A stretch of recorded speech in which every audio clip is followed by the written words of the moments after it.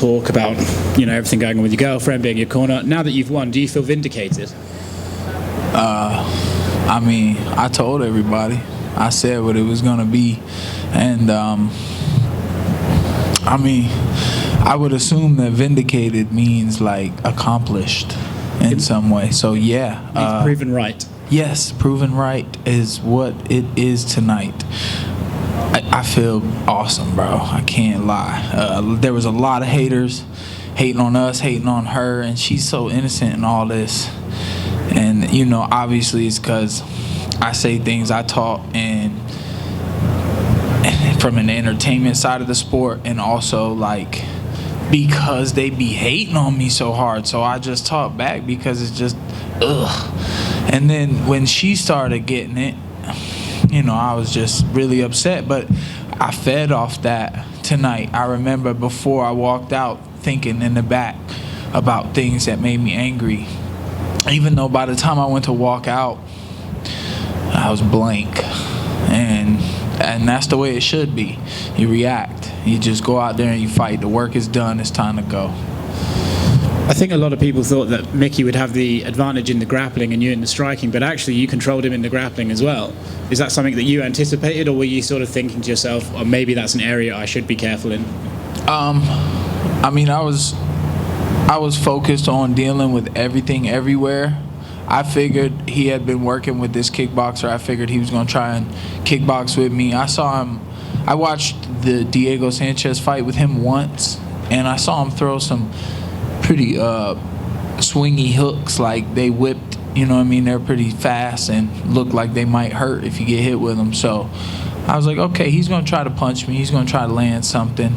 And then, who knows if he would have been able to get on top, what type of work he would have been able to do. Sometimes when you got black belts, whoever gets that first inch and they can hold on to it, you're stuck there for a while. Especially those 5 minutes start to feel like they're running down quick when you got somebody on top of you. So I was trying to keep myself on top, stay off bottom. I was waiting for them shots, which is why I was also hesitant with some of the punches. I figured he might come in for some shots, but his wrestling wasn't that strong. I know there's stronger wrestlers out there who try to get that top position. But all around better everywhere. I believe that that's the way it should be. There was a lot of people picking him to win. They thought that I wasn't in the right place mentally to win the fight tonight, but just goes to show that none of y'all know what it takes to win in there, and I showed you what it takes. It's just heart and grit, and if you know how to fight, you know how to fight. And is an interesting. First of all, how did your girlfriend do as your corner? And secondly, is it an advantage not having your own coaches shout at you, because you can hear his coaches and hear what they're telling him to do? She did a great job. She kept it very simple. She shouted a couple things. I heard her during the fight, and I remember telling myself, okay, there you go. She getting into it now. And she was like, keep your hand up. There was one time he had swung and just missed. So get your hand back up. I was like, all right. And then in the corner, when she was in there rubbing the ice on me, she kept asking me, hey, is this, where do you want, what else do you want, what can I do? And she was, trying to do more for me. And it was really cool just sitting there quiet and just thinking about how the next round was going to go. And yeah, I did hear his coaches, and I heard them saying I can't think of the word, but they had secret words for moves.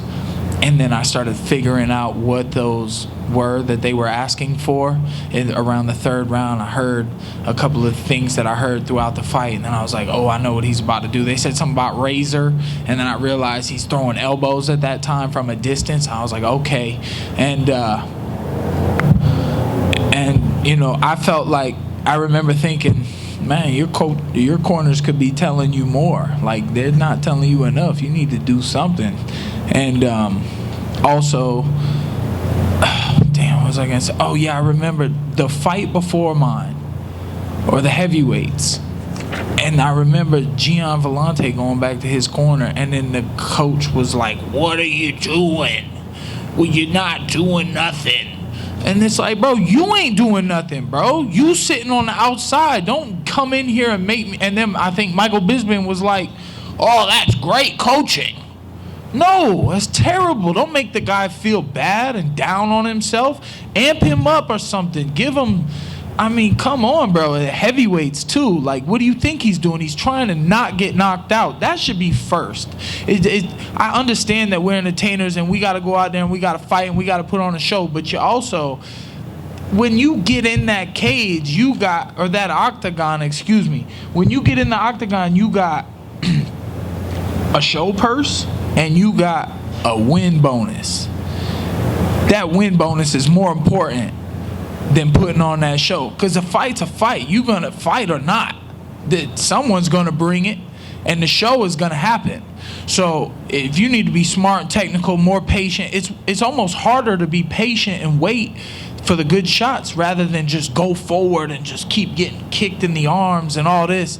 And these coaches are like asking for stuff, and they putting guys in positions to, especially heavyweights, walk into shots and get dropped and beat. Like, these coaches that haven't even been in the position that their fighters are in. That's why I didn't have coaches tonight, because I did though. She was perfect because she knows she hasn't been in my position.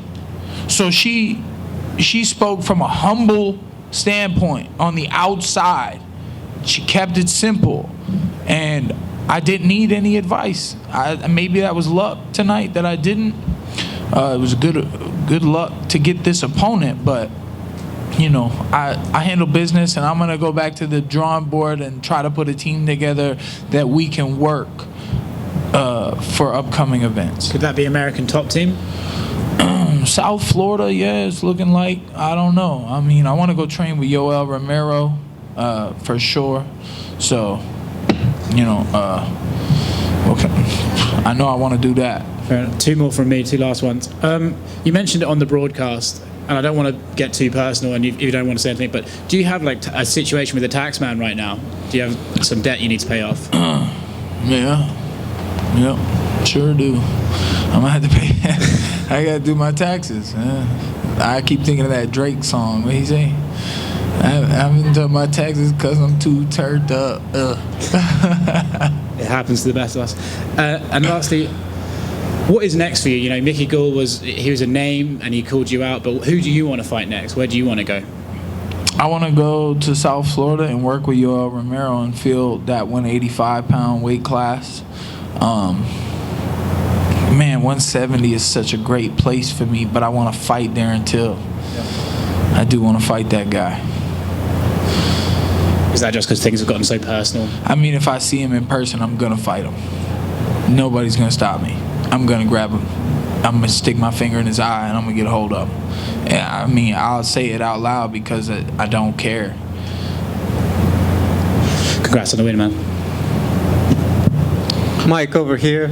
With all of the criticism, I understand that obviously you're the athlete and you're the one who wanted to step up. You know, you've talked to your girlfriend. Did she have a message for the haters and all the people who are criticizing the fact that she was there for you?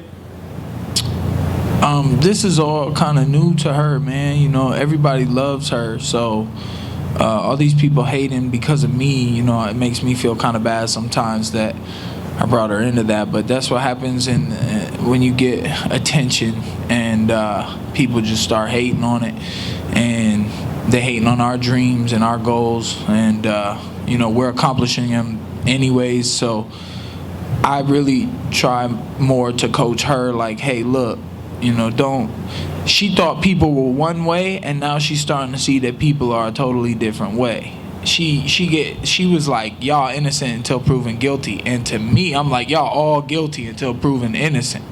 Till you prove yourselves to be cool and faithful, like there's no reason to be disrespectful. I don't owe y'all nothing. Can I ask, I think a lot of people, when they saw everything going on, it's like, hey, why wouldn't you want to have the most people around you possible to give knowledge and advice? Can you just say very bluntly for yourself, you perform best when it's kept simple without a lot of some of the other stuff that people might think is more conventional? I was thinking tonight, like, my girl did such a great job bringing in the stool and the bucket with the water.